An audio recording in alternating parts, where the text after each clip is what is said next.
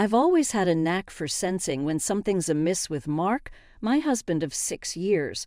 One quiet evening with the rhythmic ticking of the clock as our only soundtrack, it hit me.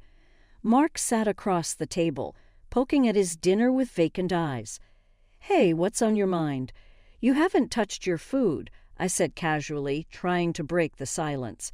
He looked up, mustering a smile. "Oh, it's nothing, just feeling tired, I guess." But I knew better. Mark wasn't the best at hiding things, especially from me.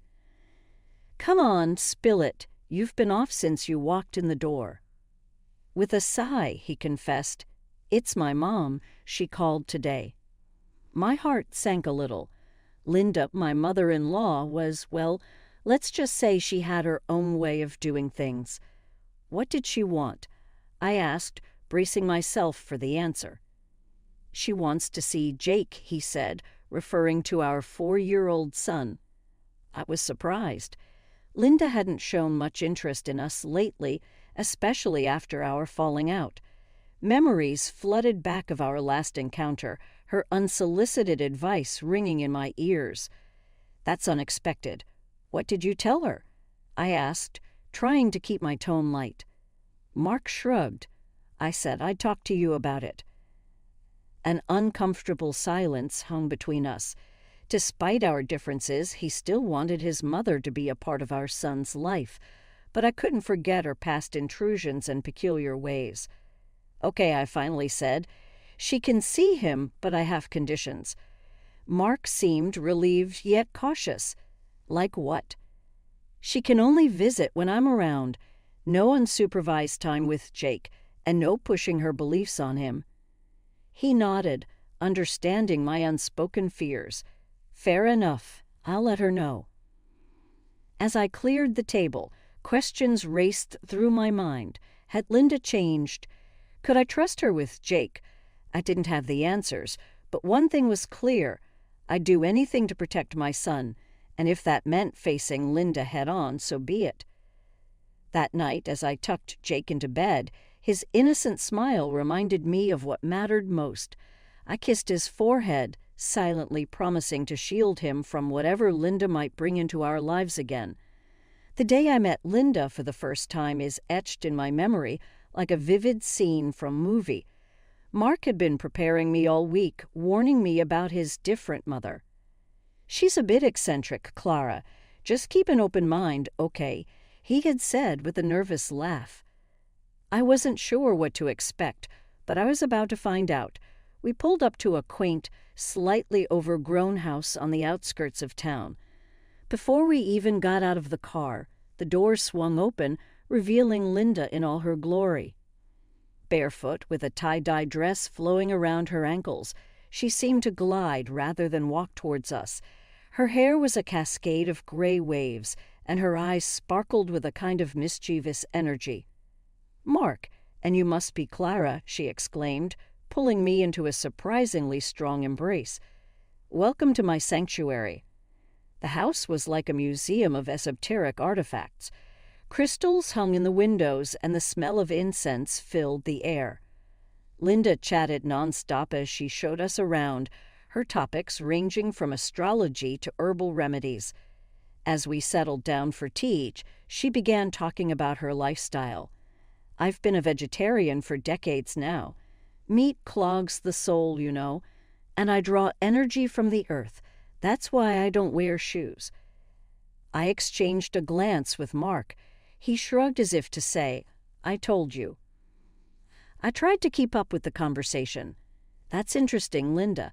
I've never met anyone who lives like this." "Oh dear, there's so much to life that people miss out on. Did you know I'm part of a community that practices sun nourishment? We believe in absorbing energy directly from the sun." I didn't even know what to say to that. I mean, how do you respond to someone who thinks they can eat sunlight? Mark jumped in, probably seeing my struggle. "Mom, why don't you tell Clara about your yoga retreats?" Linda's face lit up. "Oh, they're divine. Yoga is not just exercise. It's a way to align your chakras and cleanse your aura." The rest of the visit passed in a blur of Linda's tales about her travels and spiritual awakenings. It was overwhelming, to say the least. On the drive home, I turned to Mark.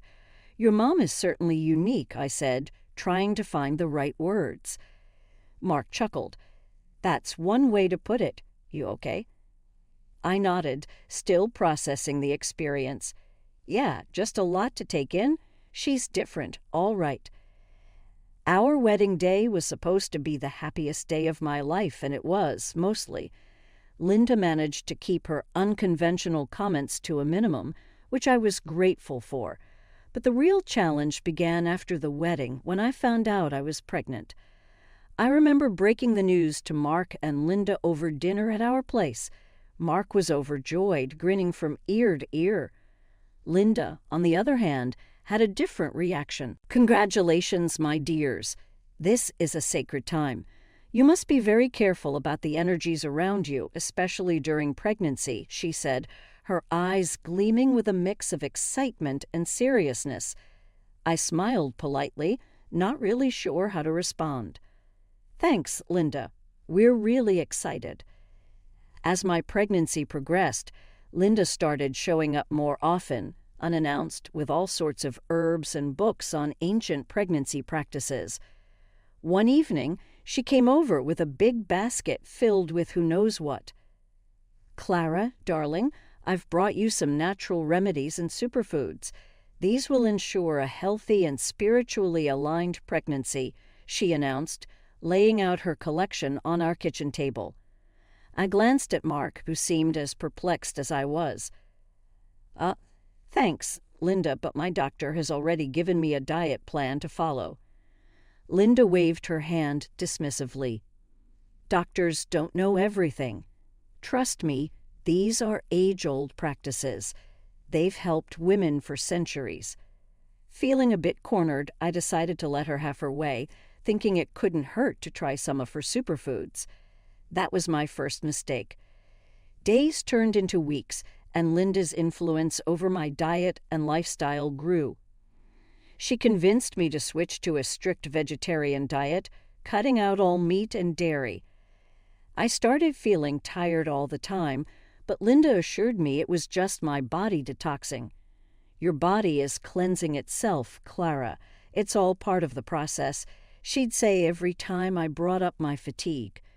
One day, I was at the grocery store picking up some vegetables as per Linda's pregnancy diet when everything went black. The next thing I knew, I was lying on the floor with a crowd of people around me. I woke up in the hospital with Mark by my side, looking worried. The doctor came in, a stern look on his face. "Mrs. Johnson, you fainted because of severe nutritional deficiencies. This diet you've been on is dangerously low in protein and other essential nutrients. It could have harmed your baby," he explained. I was in shock. All this time, I thought I was doing what was best for my baby, but instead I was putting both of us at risk. Mark was furious. "I can't believe this. Mom has gone too far this time." I nodded, feeling a mix of anger and guilt. "I never should have listened to her. I'm sorry, Mark." "We'll fix this, Clara. No more of Mom's advice. From now on, we stick to what the doctor says," he said, squeezing my hand. That incident was the turning point. I realized that Linda's intentions, however well-meaning, were not always right. It was a hard lesson learned, but one that I needed to protect my family. After the hospital incident, things changed between Linda and us. Mark and I decided it was best to limit her influence, especially regarding my health and our baby. But Linda, being who she was, didn't take this lightly. A few days after I was discharged from the hospital, Linda called. I braced myself as I answered the phone. "Clara, dear, how are you feeling?" Linda's voice was laced with concern, but I could sense the underlying tension. "I'm better, thanks. The doctor has me on a new diet plan now," I replied cautiously. There was a pause on the other end. "I heard about what happened. I'm just so worried about you and the baby. You know, conventional medicine. doesn't always know best. I took a deep breath, trying to keep my voice steady. Linda, I appreciate your concern, but the doctor was very clear.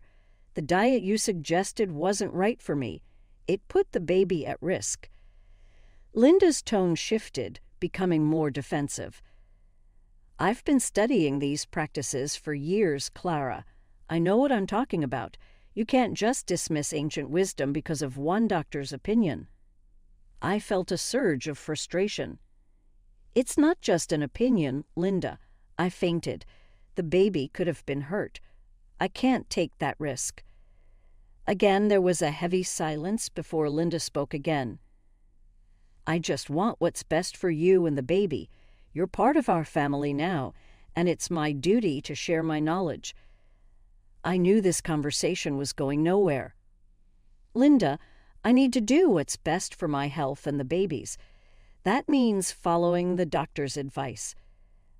I could almost hear her shaking her head in disbelief. You're making a mistake, Clara, but it's your choice. I just hope you realize that before it's too late. The call ended shortly after, leaving me feeling drained and uneasy. I knew Linda meant well in her own way, but her refusal to acknowledge the danger she had put us in was alarming. I looked over at Mark, who had been quietly listening. We're doing the right thing, right? I asked, needing his reassurance. He came over and hugged me. Absolutely. We have to put you and the baby first. Mom will just have to understand. The tension with Linda came to a head a few weeks later. She had been calling, leaving messages about various natural remedies and practices she thought we should consider for the baby. Mark and I had agreed to stand our ground, but facing Linda was easier said than done. One afternoon, Linda showed up unannounced. She had a bundle of herbs in her hand and a determined look in her eyes. I opened the door, my heart sinking. Clara, I've brought some herbal supplements for you. They're vital for the baby's development, she said, pushing past me into the house. I closed the door, taking a deep breath. Linda, we've talked about this. I'm following the doctor's advice now. I can't use those. Linda set the herbs on the table, her expression hardening. Clara, you're being closed-minded. These are ancient remedies proven to work for centuries. I could feel my frustration mounting. Linda, I appreciate your help, but what you suggested before was dangerous. I can't risk my baby's health. She turned to face me, her eyes narrowing. I'm here to help, but you're pushing away valuable knowledge. Do you really think you know better than the wisdom passed down through generations? As I entered the room, I could feel the tension thickening. Mom, please. We've made our decision. Clara's health and the baby's safety come first. Linda's eyes darted between us, a mix of anger and disbelief crossing her face. I can't believe you're choosing to disregard my advice. On your mother, Mark, and you, Clara, are carrying my grandchild. I tried to maintain a calm tone. Linda, it's not about ignoring you. It's about doing what's best for the baby, medically. Linda shook her head, her voice growing louder. You're both making a grave mistake, and if something goes wrong, don't expect me to fix it. With that, she stormed out, leaving the herbs on the table. Mark and I exchanged a look, both of us drained. That could have gone better, he said, a sad note in his voice. Yeah, but we had to stand our ground, I replied, feeling a mix of guilt and relief. After that day, Linda stopped calling and visiting. It was a painful estrangement, but Mark and I knew we had made the right choice for our family's well-being. And now she has reappeared in our lives after several years of absence. What will happen next, I didn't know. The day Linda came to visit, I felt a mix of apprehension and hope. After Mark relayed her request to see Jake, our 4-year-old, I had agreed, setting my own terms. She could visit, but only in my presence. As she stepped into our home, I braced myself for what was to come. Hi, Linda. I greeted her cautiously, watching as her eyes instantly found Jake, who was playing on the living room rug. Linda smiled, a genuine warmth in her eyes I hadn't seen before. "Hello, Clara. And is this the young man I've heard so much about?" Jake looked up, curious but shy. "Hi," he mumbled, clutching his toy car. The visit started smoothly, with Linda making small talk and playing with Jake. She seemed different, more considerate, and less imposing than before. It was a relief, yet I couldn't shake off my guard completely. As we sat down for tea while Jake played nearby, Linda's conversation took a familiar turn, but with a new twist. "I've been exploring more into alternative medicine, Clara. It's fascinating how much we can heal naturally without any pills or chemicals." I tensed, memories of her past advice flooding back. "That's interesting, Linda, but I believe in a balance between natural remedies and conventional medicine."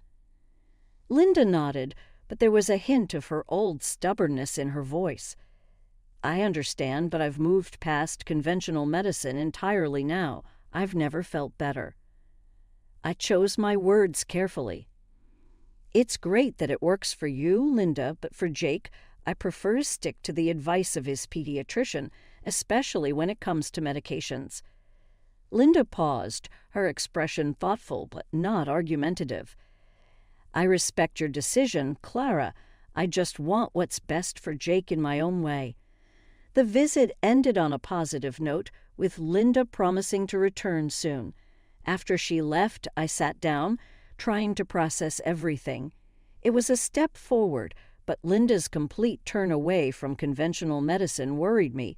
Could I really trust her to respect our choices for Jake's well-being? I shared my concerns with Mark that night. "She's trying, I can see that, but her views on medicine worry me." Mark nodded, understanding. "We'll just have to be vigilant, Clara. We can't let our guard down." As I went to check on Jake, sleeping soundly in his bed, I knew this was just the beginning. Rebuilding trust with Linda would be a delicate balance, one we'd have to navigate with both our hearts and minds open. It had been a few weeks since Linda's first visit, and things were going surprisingly well. She had been respecting our boundaries, and her visits had become a regular part of our weekends. That's why I didn't worry too much when I had to run some errands one Saturday, leaving Jake with Mark. I was browsing through the aisles of the grocery store when my phone rang. Seeing Mark's name flash on the screen, I answered cheerfully. "Hey, everything okay at home?" "Clara, I had to rush to work for an emergency. I left Jake with Mom." She insisted it was fine. Mark's voice was hurried and tense. My heart skipped a beat. "You left him with Linda alone?" I asked, trying to keep the panic out of my voice. I know, but I didn't have a choice. It was really urgent," he replied. I cut the call short, my mind racing. I abandoned my shopping cart and rushed to Linda's house. As I pulled into her driveway, I could feel the unease settling in my stomach. I knocked on the door, and Linda opened it, a forced smile on her face. "Hello, Clara. Jake's here. We've been having a lovely time." "Where is he, Linda?" I asked, stepping inside. "In the living room," she said, leading the way. I found Jake on the couch, his face red from crying, a makeshift bandage wrapped around his arm.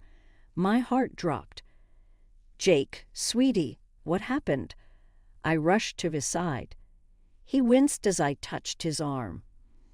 "I fell down, Mommy. It hurts." I turned to Linda, my voice shaking.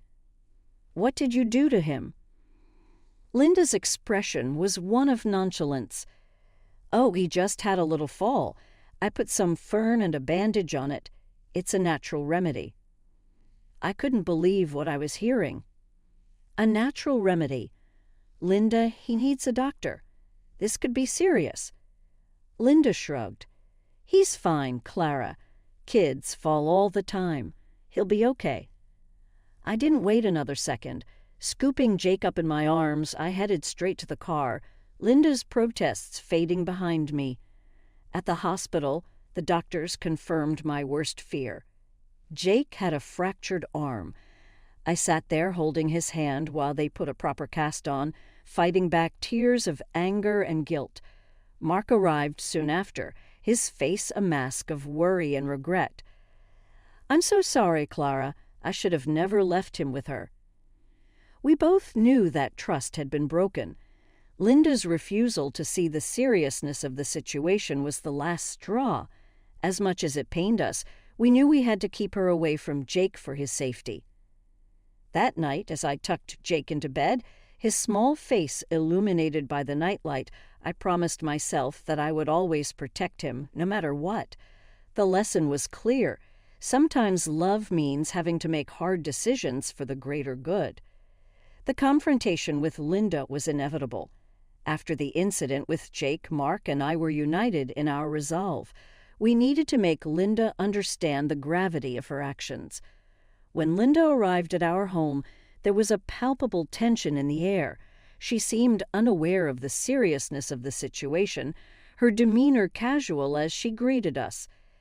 "Clara, Mark, how's Jake doing?" Linda asked as if nothing significant had happened. I took a deep breath, my words laced with controlled anger. "Linda, Jake had a fractured arm because of your negligence. We need to talk about this seriously." Linda waved her hand dismissively. "Oh, come on, Clara. Kids get hurt all the time. I did what I thought was best." Mark's face reddened with anger. "What you thought was best? You ignored basic safety, Mom. You could have seriously harmed our son." Linda scoffed. "I'm his grandmother. I was taking care of him. You're blowing this out of proportion." Her casual dismissal of our concerns was like a slap in the face. "Blowing this out of proportion?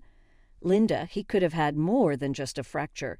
You refused to get him proper medical attention," I shot back, struggling to keep my voice steady. Mark stepped forward, his voice rising. "You're not understanding the seriousness of your actions, Mom. We can't trust you with Jake anymore, not after this." Linda's expression turned to one of mock surprise. "Really? You're going to keep me away from my grandson over this?" "It's not just this, Linda. It's about his safety, something you've repeatedly taken for granted," I said firmly. The tension between Linda, Mark, and me reached a breaking point. Linda refused to accept responsibility, while Mark and I insisted on new boundaries. Eventually, Linda stormed out, leaving the room thick with tension. I turned to Mark, wondering if we'd made the right choice. Mark reassured me, holding me close.